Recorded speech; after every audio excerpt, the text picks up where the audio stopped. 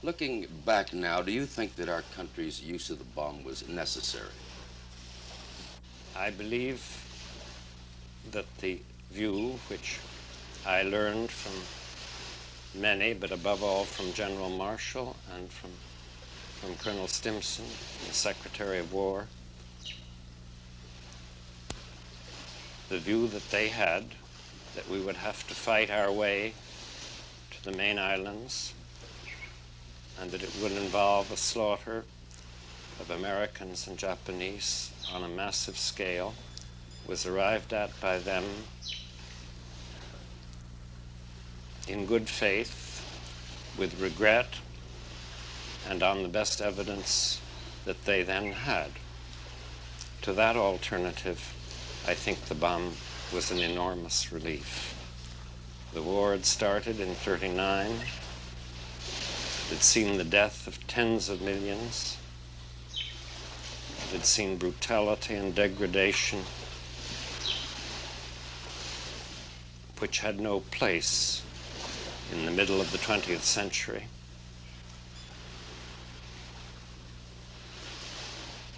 And the ending of the war by this means, certainly cruel, was not undertaken lightly. But I am not, as of today, confident that a better course was then open. I have not a very good answer to this question. Dr. Oppenheimer, nevertheless, with all the rationalization, with all the inevitability of the decision that history demonstrates to us, you and many like you who brought the bomb into being still seem to suffer, may I say, from a bad conscience about it. Is that true, sir? Well, I don't want to speak for others because we're all different. I think when you play a meaningful part in bringing about the death of over 100,000 people and the injury of a comparable number, you naturally don't think of that as with ease. I believe we had a great cause to do this, but I do not think that our consciences should be entirely easy at stepping out of the part of studying nature, learning the truth about it, to change the course of human history. Long ago, I said once that in a crude sense, which no vulgarity and no humor could quite erase, the physicists had known sin. And I didn't mean by that the deaths that were caused as the result of our work. I meant that we had known the sin of pride.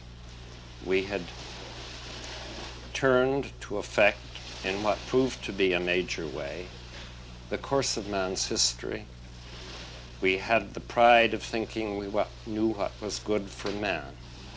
And I do think it has left a mark on many of those who were responsibly engaged. This is not the natural business of a scientist.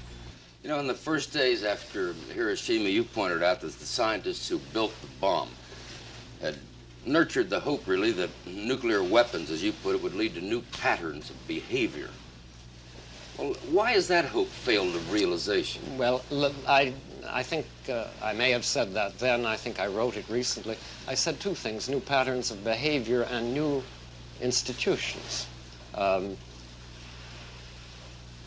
I think that when you remember the manifest causes of conflict between the Soviet Union and the United States, which have bedeviled us for 20 years, and which are by no means in any conventional sense solved, when you remember the ideological ferocity that animated the post-war communists and that we see now in the Chinese in unmuted form, You think of the anti-communist ferocity with which we met this, the notion that there is a telephone communication between the White House and the Kremlin to make sure that there are no misunderstandings is a damn new pattern of behavior. I think it's something that almost without precedent in wars in conflicts which have such a total character as that between the communists and the free world has tended to have.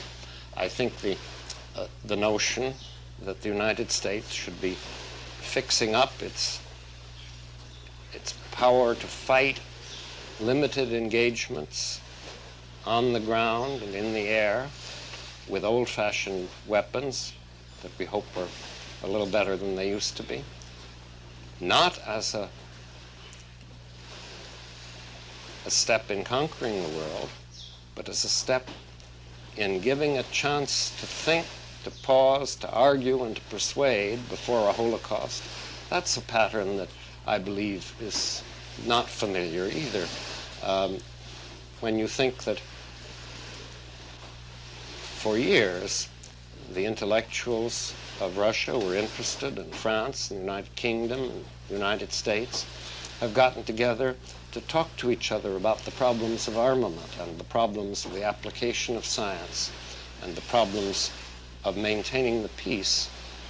This also is not quite something that is familiar. The institutions are not there. The patterns are faulty, frail, very vulnerable. But there is a wind blowing. Dr. Oppenheimer, from all that you have said, it seems that when you contemplate the future, it is more with hope than with pessimism. Well, Or is that an oversimplification that's yes, hard I've tried to talk about the hopeful things. The unhopeful ones jump to everyone's mind. Will the Chinese change their views of human destiny and of the relations between them and us before or after they have the power to make major nuclear war? It's anybody's guess. Will the détente between the Russians and the West survive the strains of this time? Will they survive what's going on in Asia today? We don't know. There are 100 reasons for seeing no hope at all, and I take it for granted that everybody can think of them without being reminded. It's harder to think of anything on the other side, and I have tried to say that however frail and however tentative and however limited, they do exist, and they look to me